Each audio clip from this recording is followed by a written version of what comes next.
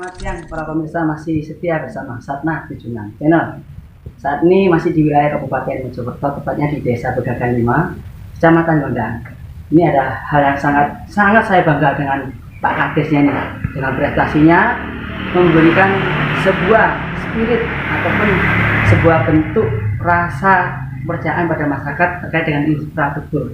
Yang mana dalam hal ini di desa ini kita membangun sebuah kantor yang sangat istimewa. Bahkan menurut pandangan saya ini satu kantor yang sangat-sangat istimewa, walaupun dalam modern tapi tidak melupakan satu jas merah. Dalam arti di sini Mojokerto adalah satu buah era kerajaan Majapahit. Untuk lebih lanjut akan kita kebetulan rekan-rekan di sini kita bersama rekan-rekan dari satu perjuangan rekan media kita dari berbagai media, yang mana silaturahmi bersama dengan Mbak Sri, Mbak Esti, dan Mbak Misti, serta dan dari Bang Jeki. Alhamdulillah kebetulan saya sama Bapak Kades yang sangat saya banggakan ini. Kita akan coba tanya sedikit seperti apa sih terkait dengan hasil jeripaya beliau dengan pembangunan dari kantor desa. Tim Liputan Satna Tujunan.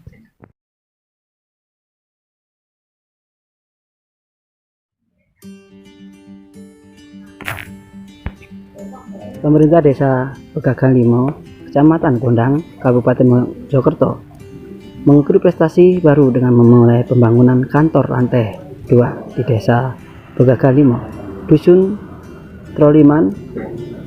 Proyek ambisius ini memiliki dimensi 7 meter kali 12 meter dengan total anggaran mencapai sekitar kurang lebih 400 juta yang bersumber dari Badan Keuangan Daerah atau BKD tahun 2023 Kabupaten Mojokerto.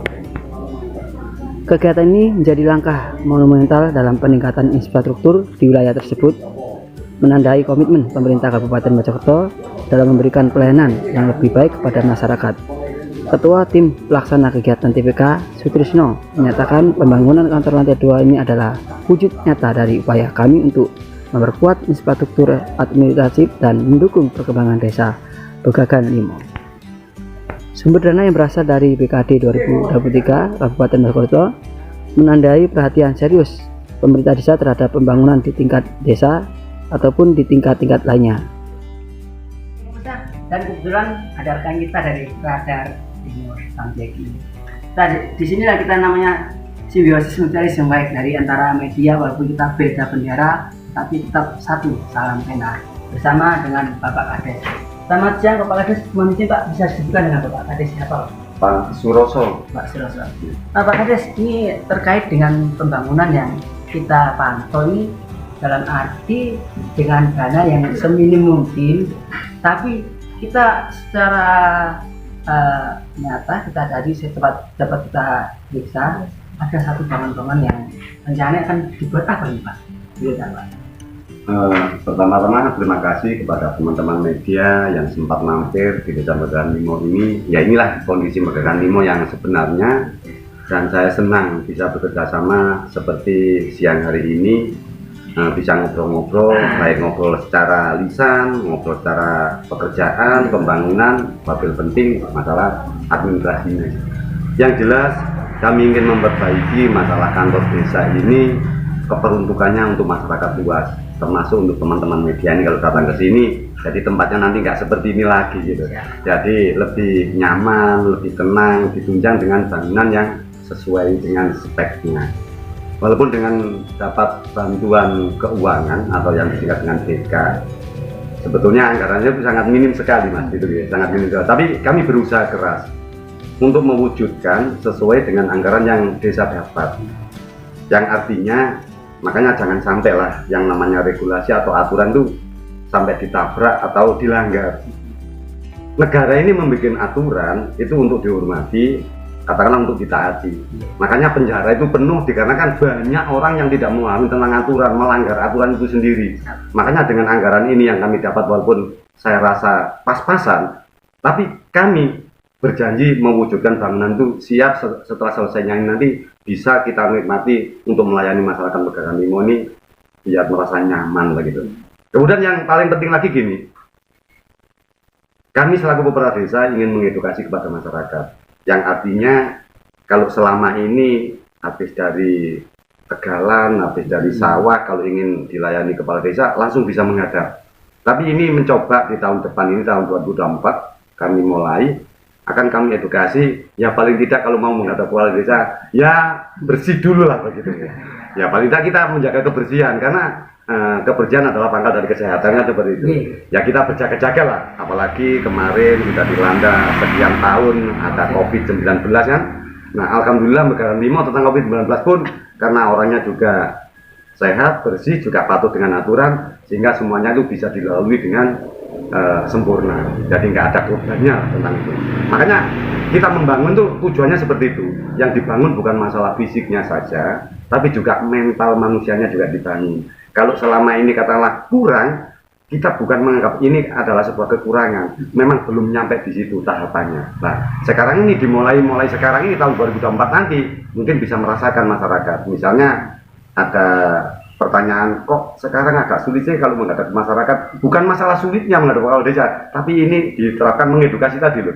Aturan itu mulai diterapkan kepada masyarakat luas, sehingga masyarakat akan memahami, oh ternyata benar juga yang dimaksud oleh Pak Kepala Desa. Sehingga kalau mau menghadap kita harus bersih dulu, paling kita pakai parfum lah menghadap, jika ngobrol tuh enak. Apa yang dimau itu yang kita layani. Terus ini Pak Kades, dari bangunan tadi kan sangat menarik. Karena juga dibilang walaupun berada di pedesaan, tapi sebuah sarana prasarana sudah memadai dan perasaan juga sudah modern. Ini hal menarik selain itu mungkin ada Pak ikon yang bisa disampaikan dengan bangunan ini dan harapannya Pak. Ya betul.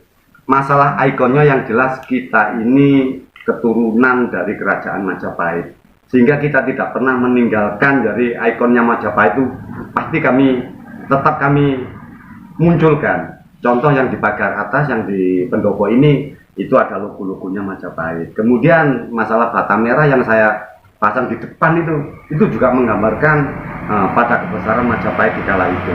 Nah di samping itu Megaran Limo walaupun di pojok gunung ini bukan suatu alasan, misalnya cara hidupnya, cara melayani, asal-asalan atau sekedarnya. Dikarenakan walaupun di pojok gunung Megaran Limo yang memimpin tetap kepala desa. Dan jumlah kepala desa se-Kabupaten Mojokerto ini katakanlah 299 kepala desa dan ditambah 5 kelurahan. Makanya begitu banyak jumlah kepala desa, kalau kepala desa di pojok Megaran Limo katakanlah menyatakan asal-asalan, itu bukan sebuah alasan. Jadi paling tidak kita berpegang kepada yang namanya pelayanan yang baik itu bagaimana, kita melayani secara profesional itu bagaimana, paling tidak kita menemukan yang namanya prestasi. Jadi bukan suatu alasan, oh kita di pucuk gunung sudah cukup bisa seperti ini aja. Bukan seperti itu maksud dan tujuannya. Jadi kalau Pojejer punya pujasera seperti itu, Centong punya pujasera begitu rame, kemudian Karangkuten punya pujasera seperti itu, Megaran Limo walaupun nggak punya pujasera tapi PAD-nya atau pendapatannya paling tidak punya terobosan walaupun nggak punya pujasera. Saya kira seperti itu. Oke, pemirsa, tadi hal sangat menarik ya. Walaupun berada di satu pucuk gunung kata beliaunya, tapi beliau semangatnya untuk membangun untuk kepentingan masyarakat sangat kita acungi jempol. Kita juga pantau tadi dalam arti pembangunannya tidak hanya di satu sisi ataupun di kantor desa aja. Di sini malah infrastruktur dari jalanan sudah diaspal dan aksesnya sudah sangat memadai. Nah itulah tidak hanya di wilayah desa ini, bahkan di wilayah khususnya di Kecamatan Gondang. Ini merupakan satu terobosan yang baik. Sepertinya bentuk kesinergian yang sangat apik Pak dengan saling dari tingkat bupati, camat sampai tingkat kelurahan. Itu satu hal yang sangat menarik. Sama pemliputan saat nanti